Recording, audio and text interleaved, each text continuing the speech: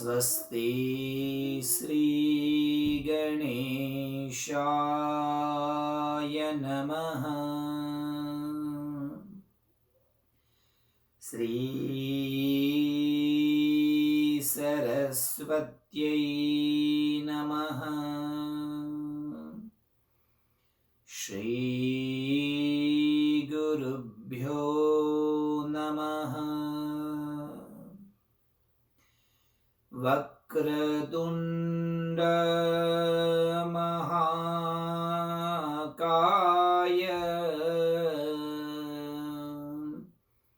सूर्यकोटि समप्रभ निर्विघ्नं कुरु मे देव सर्वकार्येषु सर्वदा।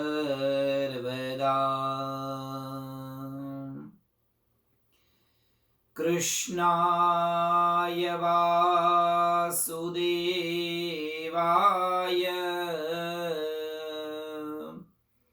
हरये परमात्मने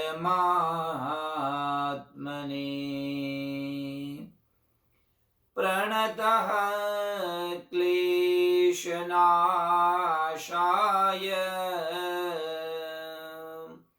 गोविन्दाय नमो नमः। सर्वरूपमयी देवी सर्वं देवीमयं जगत् अतोऽहं विश्वरूपां तां नमामि परमेश्वरीम्।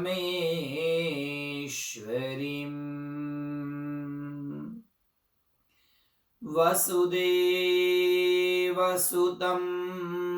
देवं कंसचाणूरमर्दनं देवकी परमानन्दं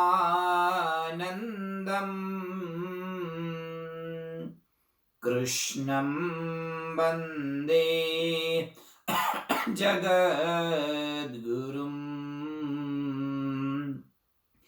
कृष्णं वन्दे जगद्गुरुम्। कृष्णं वन्दे जगद्गुरुम्।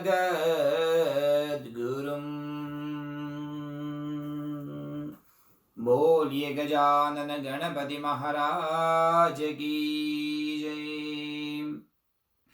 कृष्ण कन्हैया लाल की जय।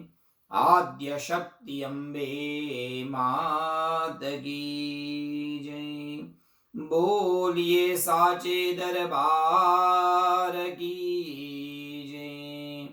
अपने अपने मात पिता गुरुदेव की जय।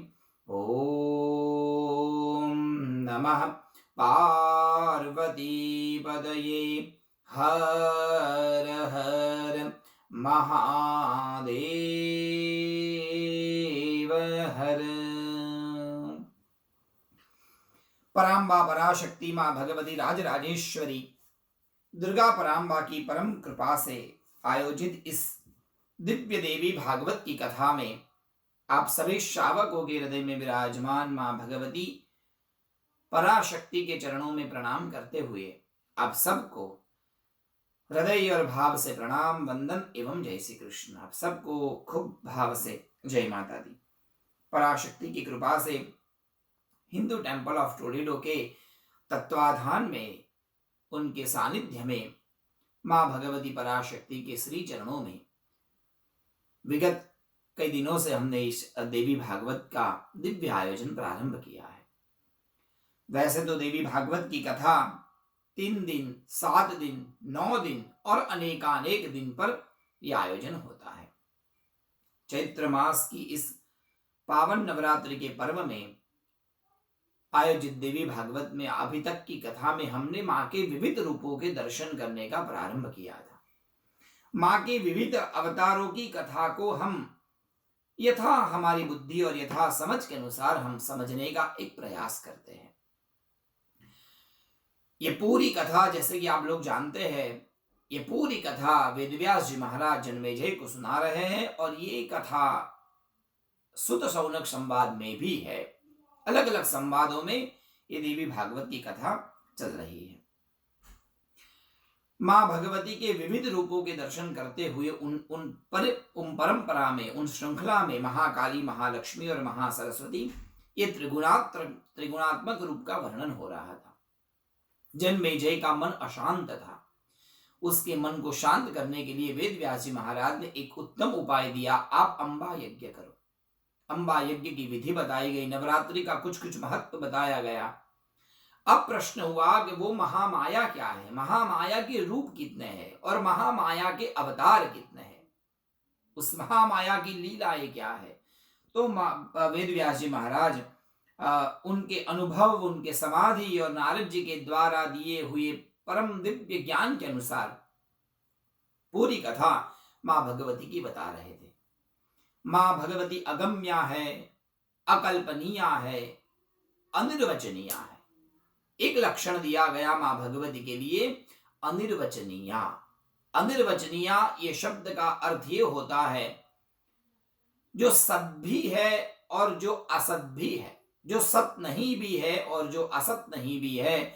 आप ये नहीं कह सकते कि मां भगवती अनादि है, आप ये भी नहीं कह सकते कि मां भगवती आदि है, ये भी नहीं कह सकते कि मां भगवती सत है और असत है। सत असत से भी पर है, वो है अनिर्वचनीय, जिनको आप निश्चित रूप से नहीं कह सकते कि मां भगवती ऐसी ही है। ये बिल्कुल कोई नहीं कह सकता कि मां के इतने ही रूप है, ऐसे गिनकर कोई निश्चित और निर्णय नहीं दे सकता, क्योंकि वो अनिर्वचनीय है।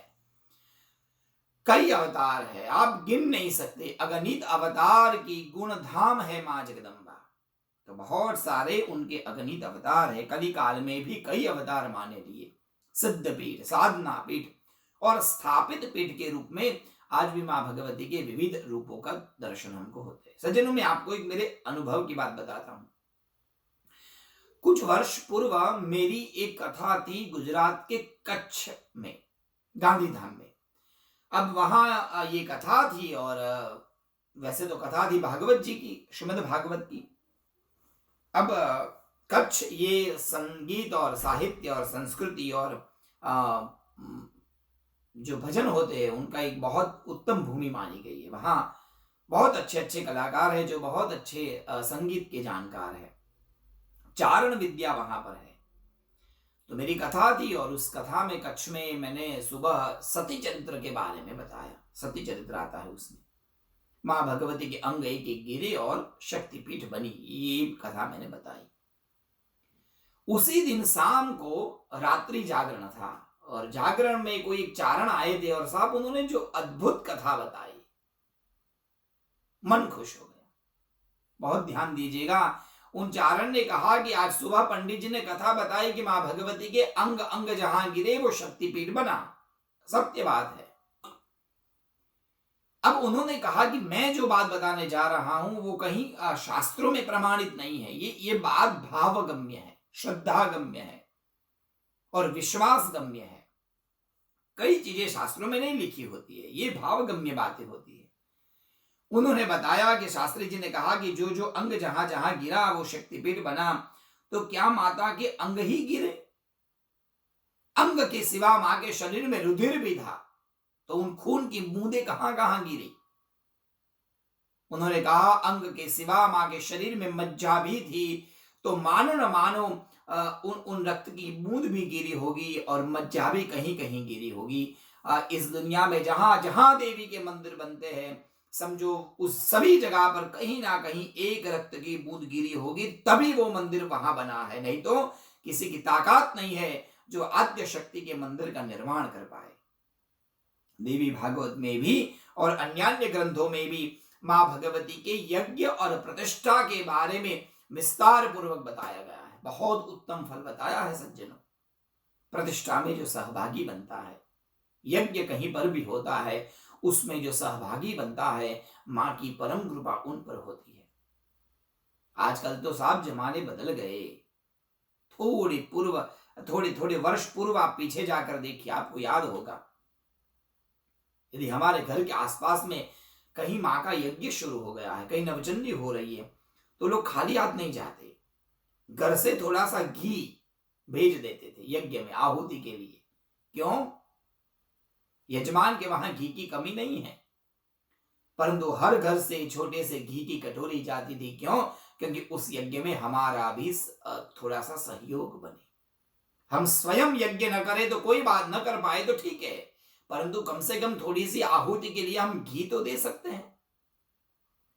स्वयं बड़ी एक शाला, एक बड़ी स्कूल न बना सके, हमारे पास शायद इतने पैसे न हो, हम बहुत बड़ी विद्यालय का निर्माण न कर पाए, बहुत बड़ी स्कूल न बना पाएंगे, कम से कम एक विद्यार्थी को तो हम विद्या का दान दे सकते हैं।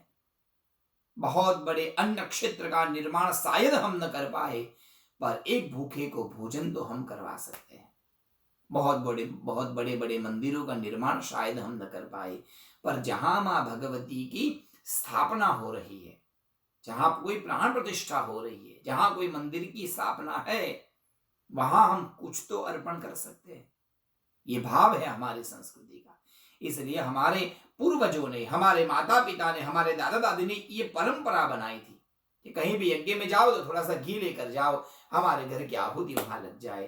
क्योंकि प्रतिष्ठा और यज्ञ का बहुत बड़ा महान महत्ता हमारे शास्त्रों में बताई गई है। जहां जहां भी यज्ञ होता है, जहां जहां प्रतिष्ठा होती है, समझो वहां मां की कृपा के कुछ अंश वहां पर है। वो चारण का कहना ये था कि दुनिया में जहां भी देवी के मंदिर बने, चाहे किसी ने बनवाए और चाहे अपने आप बन गए, वो सभी मंदिर में मानो न मानो उस जगह पर मंदिर बना है, उस जगह पर मां की स्थापना हुई, अर्थात वहां मां की कृपा का जरा सा अंश वहां जरूर होगा। और एक बात सज्जनों, एक बात उन्होंने बताई थी कि मां भगवती की कृपा की दृष्टि कई बार पंडितों के हृदय पर, उनके जीवन पर भी होती है। इसलिए पंडित एक मां की मूर्ति के आगे बैठकर पूजा करते हैं।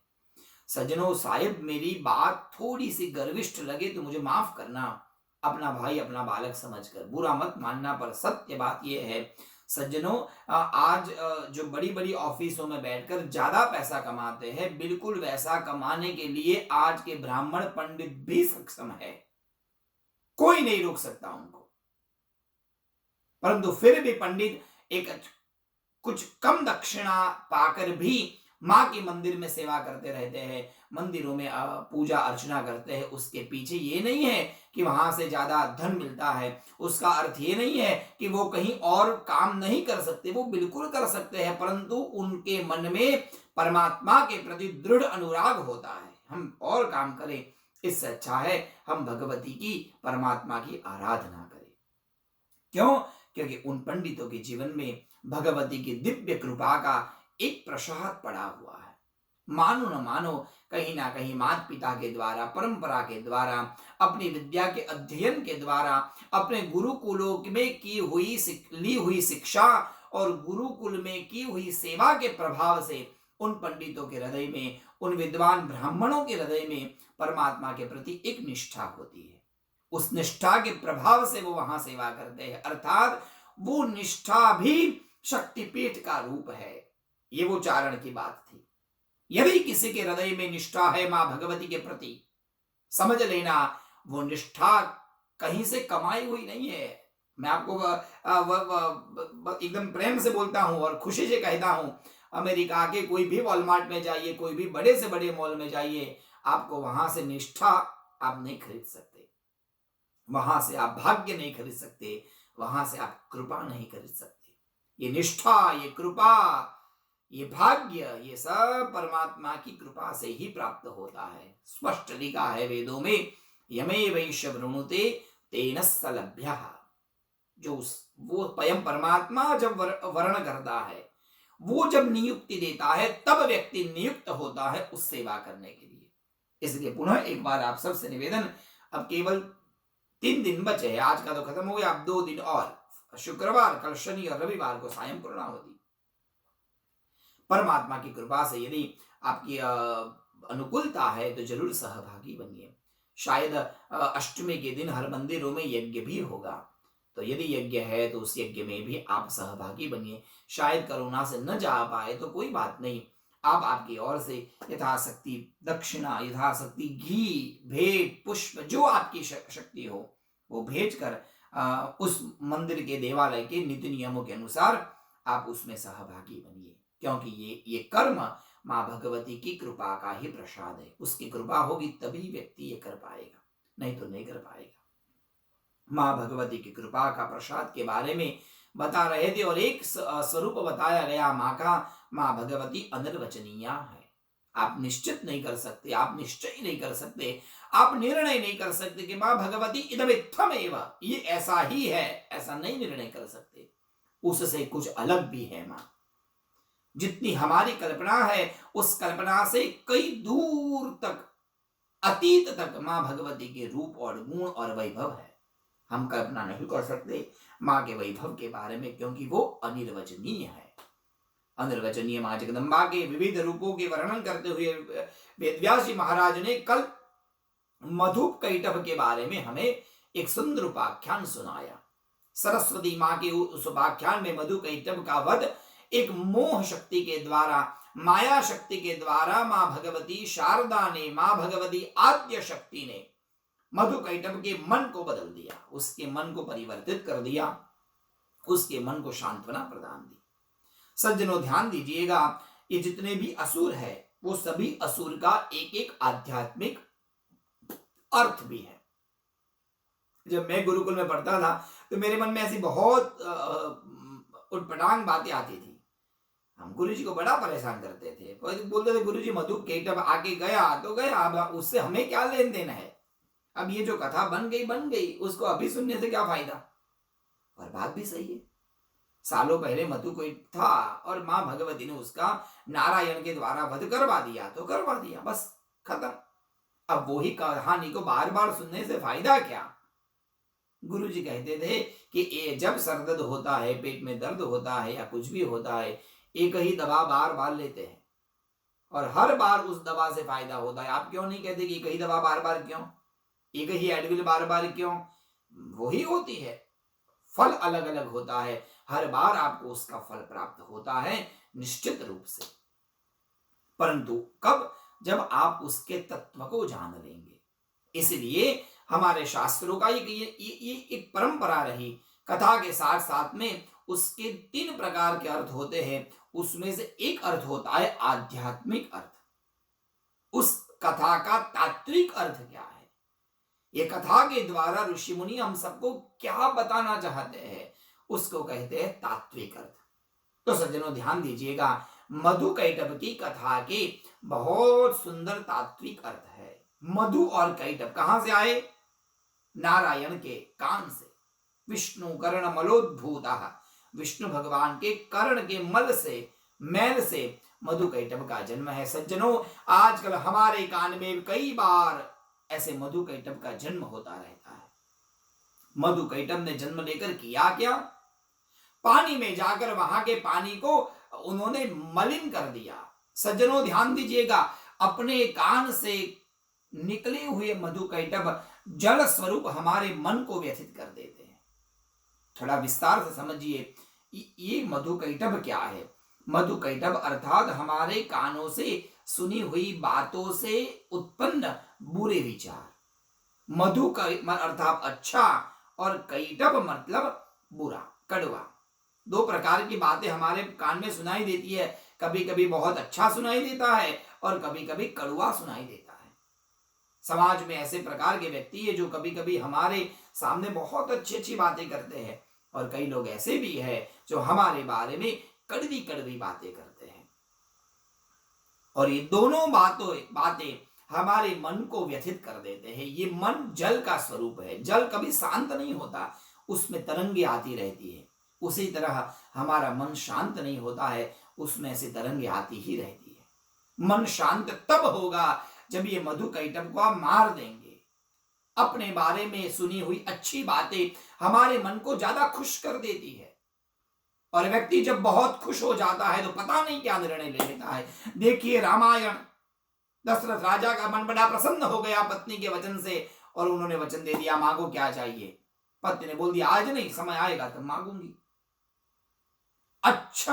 अच्छी अच्छी बातें सुनकर हमारा मन बहुत खुश हो जाता है, और कभी कभी ज्यादा खुशी में हम कई निर्णय ले लेते हैं, और ज्यादा खुशी में, ज्यादा प्रशंसा में व्यक्ति छक जाता है। इसलिए ये भी एक असुर है। अपनी प्रशंसा ज्यादा सुनना, ये एक शत्रु वृत्ति को जन्म देने वाली बात है। और कभी कभी लोग हमारे बारे में बुरा भी बोलते हैं। सज्जनों, याद रखना, ये समाज का नाकाम है, अच्छा बोलना और बुरा बोलना। कई लोग ऐसे होते हैं जो मुंह पर बहुत अच्छी बातें करते हैं और हृदय में हलाहल विष भरा होता है। तो मानो ऐसे दो प्रकार के विचार ही मधुकैटभ है। किस तरह से मां भगवती ने वध किया? तो कहा गया कि मां भगवती ने अपनी दिव्य स्मरण शक्ति के द्वारा, मोह शक्ति के द्वारा उनका वध किया है, उनके मन को परिवर्तित कर दिया मां ने। इसलिए सज्जनों, मधु और कैटभ, अच्छी बातें और बुरी बातें जब हमारे जीवन में आती है तो उन दोनों बातों से हमें ऊपर उठना है, तो हमें हमारी आध्यात्मिक शक्ति को बढ़ाना होगा। जब व्यक्ति अध्यात्म शक्ति से ऊपर आ जाएगा तो उनको वो बातें असर नहीं करेगी। सज्जनों, ध्यान दीजिएगा, ये सत्य हकीकत है। हमारे काशी में एक बहुत महान एक संत हुए, और बहुत पहुंचे हुए संत थे। रोज उनका नियम था काशी के गंगा जी के घाट पर जाकर बैठना। संस्कृत के बहुत प्रकांड विद्वान साहब घाट पर जाकर बैठते थे। अब धीरे धीरे उम्र हो रही थी, कभी उठ सकते हैं, कभी नहीं उठ सकते थे, कभी डंडा लेकर चलते थे। कभी कभी लोग उनको गाली बोलते थे, कभी कभी आकर उनको अच्छा बोल देते थे। तो उनके मन को कोई असर नहीं होती थी, वो कभी ध्यान नहीं देते। ठीक है भाई, जो अच्छा बोला तो भी ठीक है, बुरा बोला तो भी ठीक है। एक बार एक हमारे सामने एक पंडित ने, वहां के पंडित जी ने उनको पूछा, महाराज जी आपको लोग गाली बोलते, आपको कुछ गुस्सा नहीं आता? बहुत अच्छे शब्दों में उन्होंने कहा कि वो गाली बोले या अच्छा बोले, ये सब ये शरीर को बोलता है, और मैं तो मेरे मन में रहता हूं। बोलो जय श्री कृष्ण। जो उसके मन में निवास करता है, जिनको अपने शरीर से लेन देन नहीं है, उसी को परम ब्रह्म ज्ञानी कहते हैं। मन से एक स्तर व्यक्ति ऊपर भी उठ सकता है, और जब अपनी अध्यात्म शक्ति के द्वारा व्यक्ति ऊपर उठ जाएगा, देखिए भगवान नारायण ने उन पानी से ऊपर उठाकर उनको अपनी गोद में बिठाकर मारा। दो अर्थ है सज्जनों, ध्यान देना। एक ही, यदि आप अपने अध्यात्म बल के द्वारा ऊपर उठ जाएंगे तो आपको ये मधुकैटभ नाम के असुर, अच्छाई और बुराई वाली बातें आपको कोई असर नहीं करेगी, चली जाएगी, आपका मन शांत रहेगा। एक अर्थ है यदि आप ऊपर उठ जाएंगे तो, और एक दूसरा अर्थ है भगवान ने दोनों को अपनी गोद में बिठाकर मारा, अपने जांघ पर रखकर मार दिया। यदि आपकी अध्यात्म शक्ति को आप नहीं उठा सकते तो कोई चिंता नहीं करना है, बस अपना मस्तक परमात्मा की गोद में रख देना है। जिस दिन हमारा मस्तक परमात्मा की गोद में चला गया साहब, हमारा मन शांत हो जाएगा।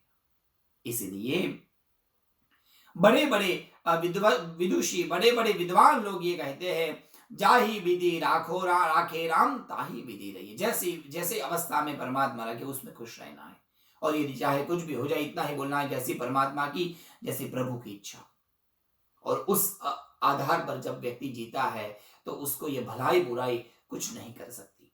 परमात्मा जो भी करेंगे वो अच्छा ही करेंगे, ये उनको मन पर श्रद्धा होनी चाहिए। और उस श्रद्धा से व्यक्ति जब रहता है तो अध्यात्म बल से ऊपर। देख लीजिए मीराबाई का जीवन, देख लीजिए आप नरसिंह मेहता का जीवन। मीराबाई की अध्यात्म बल कितना था पता नहीं है। योग मार्ग में मीराबाई ने पैर भी नहीं रखा था, कभी मीराबाई ने बैठकर प्राणायाम नहीं किया, बोलो जय श्री कृष्ण।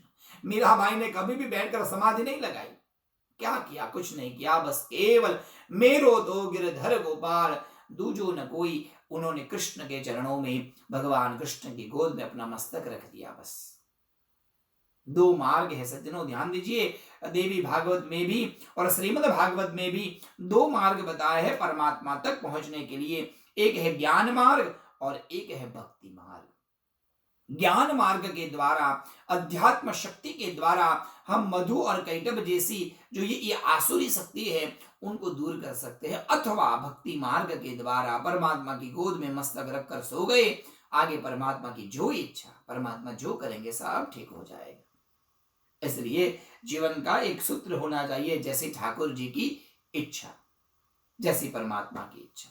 यही सूत्र से जो व्यक्ति चलेगा उनके समस्त कार्य परमात्मा पूर्ण करेंगे। मधु और कैटभ, ये अच्छी, मधु मतलब अच्छा और कैटभ मतलब बुरा, दोनों प्रकार की अच्छी और बुरी वाणी हमारे मन को व्यथित कर देती है, हमको भला बुरा सुना देती है, कभी बहुत खुश कर देती है और कभी बहुत दुखी कर देती है।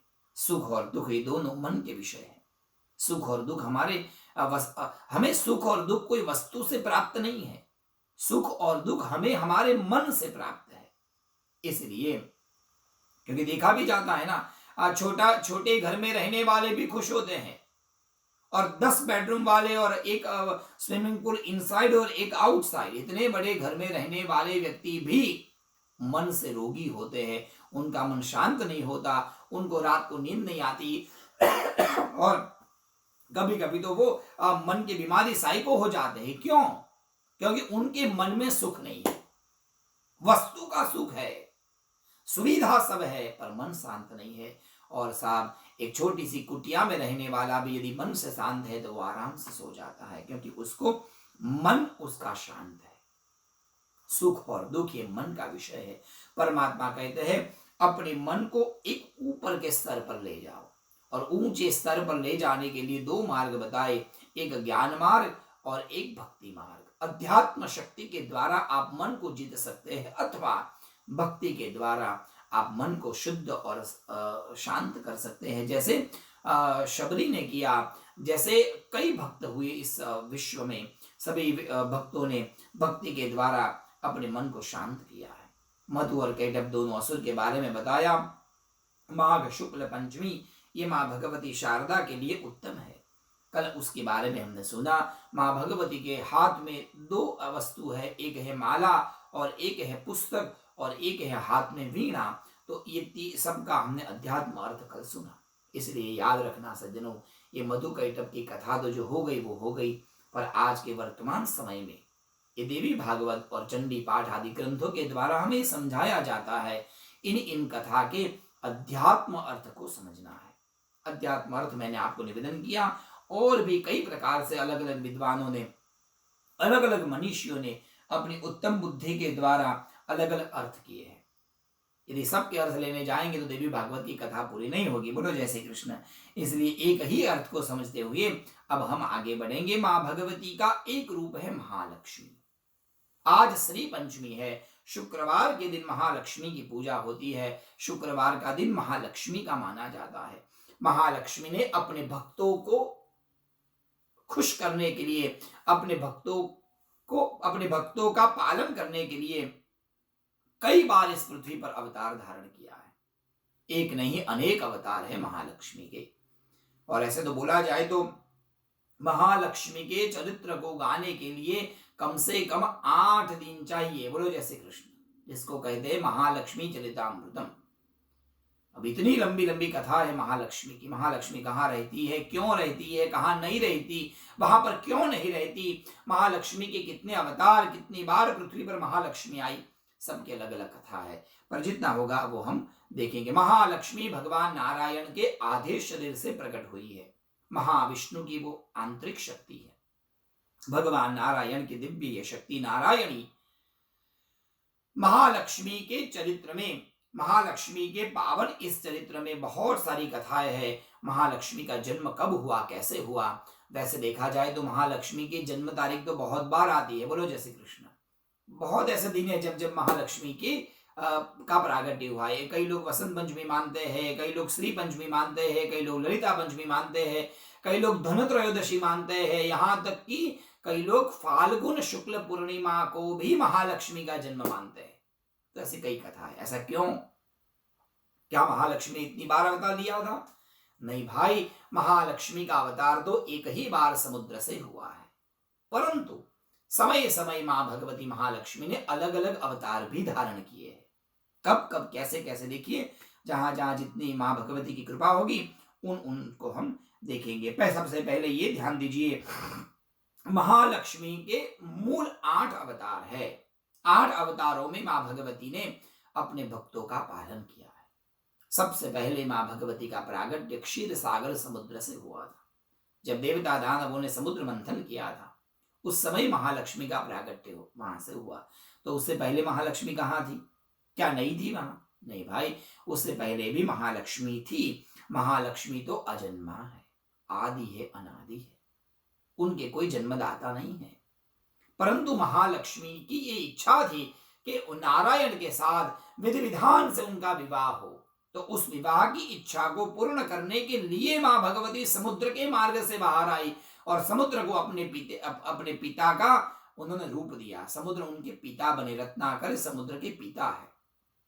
उससे पहले जब ये सृष्टि का प्रारंभ हुआ, ये सृष्टि की रचना जब ब्रह्मा जी ने सरस्वती के माध्यम से की, तभी भगवान नारायण के ही शरीर से भगवती लक्ष्मी का प्रागट्य हुआ है, जिसको हम नारायणी कहते हैं।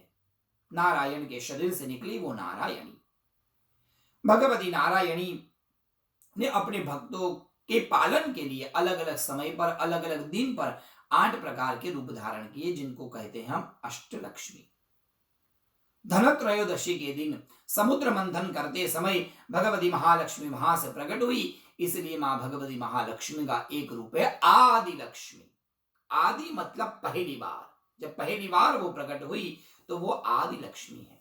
समुद्र मंथन करते समय जब कई प्रकार के रत्न उसमें से निकले, महालक्ष्मी अंदर से प्रकट हुई। हाथ में सुंदर माला थी, सुंदर वस्त्र अलंकार मां भगवती ने धारण किए थे। लाइन में बहुत लोग खड़े थे लक्ष्मी को पाने के लिए। सब ये चाह रहे थे लक्ष्मी मुझे मिल जाए, सबकी इच्छा थी कि लक्ष्मी मेरे घर आए, और कौन नहीं चाहता कि लक्ष्मी मेरे घर आए। पर हमारे शास्त्रों में बताया है लक्ष्मी किसके घर जाती है। जरा सा कान खोल कर सुनना, यदि ध्यान से सुनेंगे तब पता चलेगा लक्ष्मी किसके घर जाती है। लाइन में सबसे पहले ब्रह्मा जी खड़े थे। ब्रह्मा जी को देखकर लक्ष्मी जी ने 2 हाथ जोड़ के प्रणाम किया, भाई बूढ़े बाबा के हम घर नहीं जाएंगे। बोलो जय श्री कृष्ण। बुढ़ापा अर्थात आलस्य, जो मेहनत नहीं करता, जो परिश्रम नहीं करता, जो एक जगह पर बैठा रहता है, जिसको परिश्रम करने की इच्छा नहीं है, सीधे अर्थ में कहा जाए जो बहुत लेजी है। बोलो जय श्री कृष्ण। जो बहुत लेजी है, लक्ष्मी उसके घर कभी निवास नहीं करती।